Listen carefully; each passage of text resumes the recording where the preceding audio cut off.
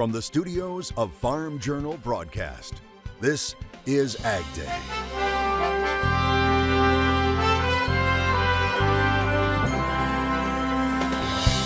More planters are starting to roll.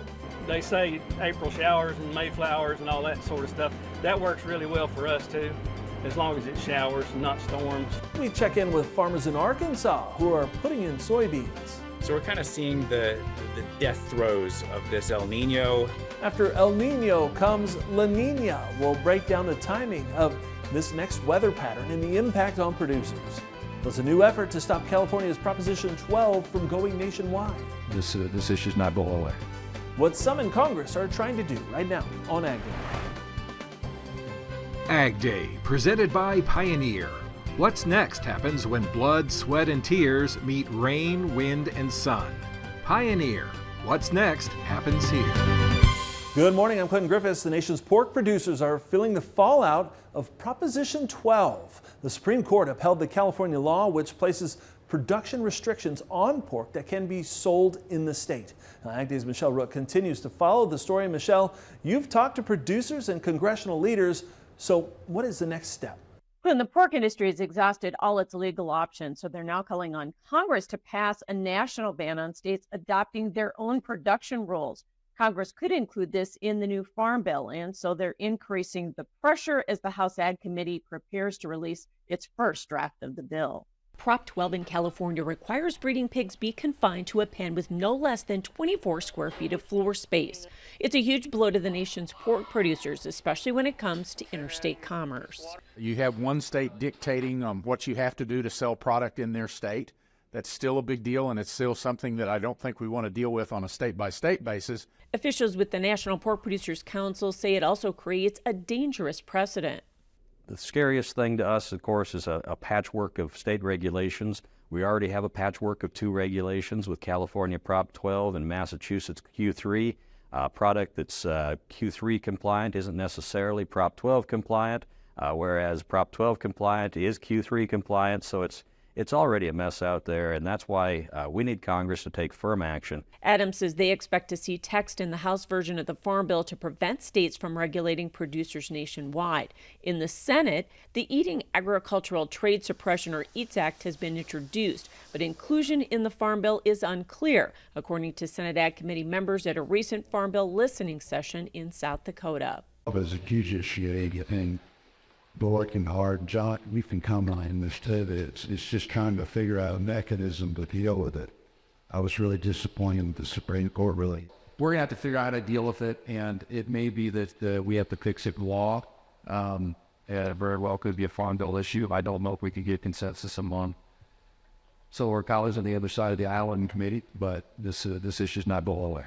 Meanwhile, USDA Secretary Tom Vilsack has testified to Congress that they need to address the issue or there will be market consequences. I'm Michelle Rook reporting for AgDay. All right, thanks, Michelle. There's now a 60% chance that La Nina will develop between June and August. That's according to NOAA's latest forecast. The agency still thinks there's an 85% chance La Nina will be in full effect by November until January. As we transition out of one of the strongest El Nino events on record since 1950, what does it mean for the U.S.? Farm Journal's Tyne Morgan explores just that. The drought picture has drastically changed over the past 6 months. Nutrient Ag Solutions senior science fellow Eric Snodgrass says there's no doubt El Nino has helped soften the drought. Fall, we had 40% of the lower 48 in some form of drought. Now it's down to about 18%. Meteorologists say El Nino peaked in December, but the ripple effects are still being felt now. Even though we've long since passed the peak of El Nino, we still see a weather pattern that is very consistent with what you would expect to see during El Nino. So we're kind of seeing the death throes of this El Nino. A lot of southern track storms coming in through California. And as El Nino now fades, La Nina is knocking at the door. I feel like the transition to La Nina is already underway. The thing about that is that the impacts often are not felt for many months. Rippey says just like the impacts of El Nina are still being felt 4 months after its peak, the claws of La Nina may not come until fall. Even if we make that transition into La Nina by, say, summertime, we're likely not to feel the impacts of La Nina until we get into the autumn of 2024. So that's good news for the growing season. Snodgrass says the transition to La Nina is so hard to predict because of something atmospheric scientists call the spring forecast barrier. And what we found is that our ability to predict well how El Nino is going to transition before you get through the month of May is pretty bad. Once we get into May and start to pay attention to how those ocean temperature changes, we'll be much better at predicting it. And a lot rides on it. In the past, El Nino to La Nina transitions, Snodgrass says it's created a drought scenario somewhere in the Cotton Belt. And while the summer moisture scenario may be hard to forecast at this point, Snodgrass says he's confident about one thing. It could be a hot summer. I do think one thing about this summer, and that is I'm expecting warmer than average temperatures. Most of that coming in warmer overnight lows, though, based on what I know now. And a lot of that is predicated on the collapse of El Nino to neutral conditions and eventually into La Nina. All right, thanks, Tyne. And here's a look at the latest drought monitor. It shows dryness and drought expanded in the central and southern plains, while there's extreme drought in areas of Idaho and Montana due to a lack of snow. But drought conditions continue to improve in the Midwest. Just under 18% of the nation is in some sort of drought. Last year at this time, about 25% of the nation was impacted by drought. The southern plains could see some rain, while the central high plains could actually see some snow. Meteorologist Matt Engelbrecht has a look ahead. Yeah, can't really fight off that cold air, at least that snow-inducing cold air in and across parts of the nation. Now, this is Friday at 3 p.m. When we talk snow, you got Minnesota, and then watch over here towards Montana is where we could get, again, some more snow, of course, into Colorado as well, the higher terrain that could spread back to the east. Now, this is Saturday at 5 a.m. There's not a lot of moisture to work with, but there is going to be enough cold air, not only here, but you can kind of see where the dry air is located Saturday at 5 a.m. as there's a lack of cloud cover and any kind of precipitation, whether snow or rain, will be relatively light. Now, we talked about this a few days ago, that it's going to be kind of split across the nation. You got dry, cold air back up here to the north, and then check out the cloud cover, but also the moisture coming together for a soaking weekend in through parts of Texas, Louisiana, and all the way in to the southeast. And go ahead and take a look at your screen here. Some of you are still sharing pictures with us of your favorite farm dog. Jolene of Minnesota sharing this picture of her dog, Cash. Johnny Cash? She says he is very protective of her and always loves to go for rides and hang out. Sounds like Cash is a very good boy. I'll have more in your forecast coming up. Export sales of soybeans were up this week, but the markets really didn't seem to care. We'll talk markets coming up next. And later, planting season is rolling in Arkansas. We'll check in on how the season is faring so far in the country.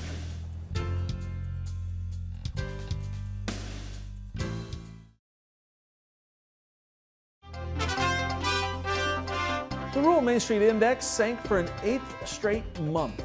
The Creighton University survey of rural bankers coming in at a reading in April of 45.8. That's up from March's reading, but still below a reading of 50 representing growth neutral. Ernie Goss, who leads the survey, says higher interest rates, weaker ag commodity prices, and higher grain storage costs pushed the overall reading below growth neutral yet again. And rural bankers remain very pessimistic about economic growth in their area over the next 6 months. A bit of good news. Even with weaker farm conditions, less than 1% of bankers reported an uptick in farm loan delinquencies over the past 6 months. USDA reported soybean export sales that were up almost 60% from the previous week, along with a flash sale of soybean cake to the Philippines. But they weren't enough to pull beans up on Thursday. Michelle Rook dives into the markets and markets now. Grains ending mixed on Thursday with row crops lower, wheat to the plus side. Arlen Suderman with StoneX is joining us. Arlen, let's talk about soybeans first off, new lows for the move. Boy, we've just been continuing to see South American hedge pressure? Yeah, we have. You look at Brazil, and they're expected to export over 500 million bushels of soybeans this month alone. So the flow of soybeans coming out of Brazil is as strong as ever right now. And we're feeling that pressure of the farmer letting go of the soybeans, moving to the reseller, moving to the exporter, and then moving out to the ocean to China and other places. It's been hurting our business. It's slowing our export sales. We did see some export sales this morning to China, but it was primarily stuff that had already been sold to unknown destinations, and they simply changed the shipping address on it to China. And corn and soybeans kind of went down together, and we're down testing some pretty key areas here. Do you think we're going to go back and take out those contract lows in soybeans or not? Yeah, that's a concern. Those late February lows have been an area where we bounced off of, and can we hold that? If we look at the lead May contract, we're just a few cents away from it now. On the continuation charts, we're a little bit further away, about 15 or 20 cents away. But the charts are looking like we want to go back and test those areas, and will they hold? A lot of times double bottoms do not hold. Double bottoms do hold, but if we bounce and then try it again at triple bottoms, oftentimes do not hold. So we need to be able to hold that level of support if we're going to be able to bounce off of this. The problem is we just don't have a story right now. We're getting good rains across the Midwest to help fill the soil profile. We still do have some dry areas, but overall the market is assuming we've got a good crop coming. Wheat market was able to bounce despite some China export cancellations. Why? We've got some dryness in the plains. We've been having dust storms, and Kansas has been missing out on those rains. Kansas, eastern Colorado, parts of Oklahoma and Texas, and that's providing support. Not enough to sustain a rally, but it certainly gets bought on the dips. Okay, thanks for joining us. That's Arlen Suderman with StoneX. We'll have more AgDay coming up. Contact Arlen Suderman by email at arlen.suderman@stonex.com. I want to go ahead and jump ahead into our Sunday and take a good long look at what's going on in the jet stream. Not necessarily this weekend, but next week. So we got that low pressure system, the trough, working out towards the East Coast by Sunday. And you remember earlier, that is going to leave behind some dry and if not cool air in and across a good portion of the United States. We'll have another weak system try to come through here. You can see that bowling ball type feature, that circle, another trough. We'll call it a clipper system working through the jet stream. This is Monday, Tuesday, and into Wednesday. Very shallow. You see how this line only cuts through parts of Illinois and into Wisconsin. If we're talking big expansive systems, which includes severe weather and widespread rain, this trough would have to dig all the way down here to the south to pick up that moisture. Since this is going to be coming through an already pretty dry atmosphere, it's not going to have a lot of moisture to work with. That does not mean it's a dry forecast on Tuesday and Wednesday, where this trough, this shallow trough, we'll call it a shortwave trough, comes to the United States. We could get increasing cloudiness as well as some isolated thunderstorms. But this isn't one of those systems where we're going to get widespread severe weather. It is worth monitoring if things change and this digs a little bit deeper to the south. So that's the jet stream on Tuesday. What you don't see is that cold air pooling in behind it. It's just not strong enough. So instead, a ridge, the lines going up here to the north, will start to take shape. This is good news for anybody that wants to avoid thunderstorms, widespread rain, as well as even winds are going to be difficult to translate all the way down to the surface with this kind of jet stream shaping up. So a ridge of high pressure builds in as early as Wednesday and lasts through our Thursday, Friday, also a bit into our Saturday. That next kicker is going to be right back up here towards the top left corner of your screen. Could be in here as we go into next week. There's a look at the wind gust forecast for Friday at 4 p.m. Notice the weekend stays a little windy in and across the United States before starting to weaken, if not calm, into Tuesday and Wednesday. Of course, not completely calm, but Sunday at 7 p.m. already starting to see the signs of maybe a ridge trying to form in and across the United States. Start off with Colorado. We got some evening showers, maybe some snowflakes mixed in. The higher you are, high about 48 degrees, low of about 32 degrees. Zoe, Kentucky, AM thunderstorms, high around 66 degrees, low of 43. Zook's Corner, Pennsylvania, cloudy, high of 62. Up next, smart farming with smart farmers. We'll take a look at the latest planting technology coming up next. And later, planters are rolling and farmers in Arkansas are putting a crop in at a tremendous pace. We'll take a ride in the country.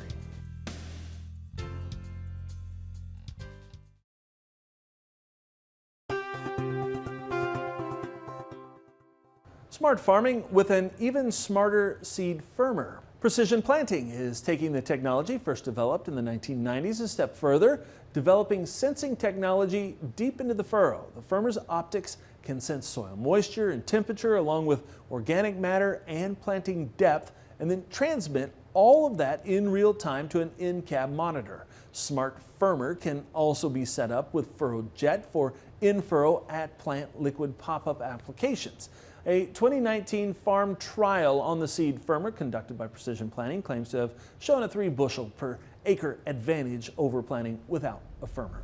And a new era of robots could one day be working on the farm. Check out the latest robot from Boston Dynamics. It's a humanoid robot named Atlas. The company says it is designed for, quote, real-world applications. Boston Dynamics says it's retiring its hydraulic Atlas for this fully electric robot. And it says the electric version will be stronger with a broader range of motion. For example, it says the previous version could lift and maneuver a wide variety of heavy and irregular objects, and now they're exploring several new gripper variations on this robot for customers. The company's partnering with Hyundai to test Atlas applications over the next few years. Boston Dynamics robots work in industry and with police departments.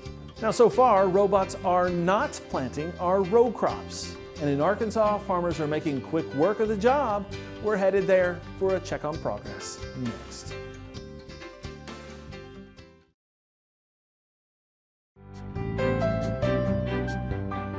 Planting is in full swing across several states, including Arkansas. The latest crop progress report from USDA shows that Arkansas is 26% planted when it comes to soybeans, which is a whopping 18% ahead of the 5-year average. But corn planting hasn't even started. Now, the Arkansas Farm Bureau recently hopped in the planter with one farmer in Conway County to check out his progress. We're planting some soybeans in the south part of Conway County, about 1.5 miles north of Pettigene Mountain. This is my 41st planting of crops. It'll be my family's 73rd. We're planting in some pretty good conditions today. Moisture's good, 35 to 40%. Planter's going and it's not making any warning sounds. Soil temperature showing to be high 60s, low 70s. We elected not to plant any corn this year, and so we planted some early soybeans. We've got about 450 acres in and that are coming up that we planted before this last rain. We got about a 3-inch rainfall. I hope they look like they're going to make it, but anytime you get that much rain on freshly planted beans, you can have a problem. And then I've planted about another 200 or so, so that puts us somewhere around 18% soybean planted. We're going to plant some rice, but we're having trouble. We were a little bit wet before the last rain, and we're just not quite dried out enough today so far to plant any rice. They say April showers and May flowers and all that sort of stuff. That works really well for us too, as long as it showers and not storms. It seems like the last few years we've had much more erratic types of rainfall. It usually comes in buckets and instead of thimbles. And this time of year, what you'd like to see is just a steady progression in the temperature, bright sunshiny days, rainfall, every week would be great, but not anything real big. You just want to keep the top of the soil, the upper 6 inches topped off in moisture so you can work it and get the seeds planted. I know I'm like any other farmer in the world. There's always something I can complain about, and usually it's the weatherman. We depend on a lot of predictions, long range, short range, historical data, and everything else to make decisions along with the markets. And sometimes it's a little bit of a brain strain. But this machine it's capable of planting up to 10 miles an hour, and I'll just roll it up there. The tractor itself is, I just set the throttle wide open, and it's got an automatic variable transmission that it picks its own gears, and it makes all those decisions multiple times a second. It wasn't about 50 years ago that I was that monitor. Now, I couldn't do anywhere near the things that this monitor could do, but boy, if I let one of those seed units, planter units, get stopped up with a dirt clod or a chain come off or something like that, Dad would make sure that I got repaired. That's funny. Our hopes for the year is to just make a good crop. You know, that's what all farmers want. They want to grow stuff and make a living doing it, and that's what we want. The economics right now are pretty tough. And our thanks to the Arkansas Farm Bureau for sharing that update with us. And that's all the time we have this morning. We're sure glad you tuned in. From all of us here at AgDay, I'm Clinton Griffiths. Have a great day.